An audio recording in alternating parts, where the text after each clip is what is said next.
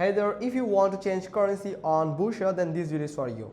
First, you just need to open the Busha application, then enter the passcode, then at the top left corner you will find the profile icon here. You can just tap on it, and from here you can just tap on this preferences, and in preferences section you will find display currency. So it is actually the option that will allow that currency to display or calculate the amount on your Busha account. So you just need to tap on this display currency here.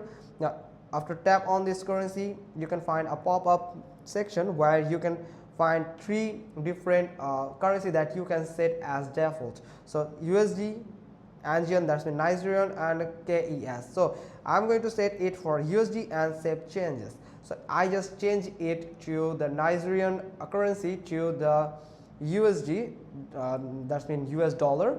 So it has just changed the US dollar USD. You can see here. So that's how you can simply change the currency on Busha. Hope you found this video helpful. If so, then give us a thumbs up, leave a comment below, and we will get back to you soon with another informative video. Thanks for watching. Till next time.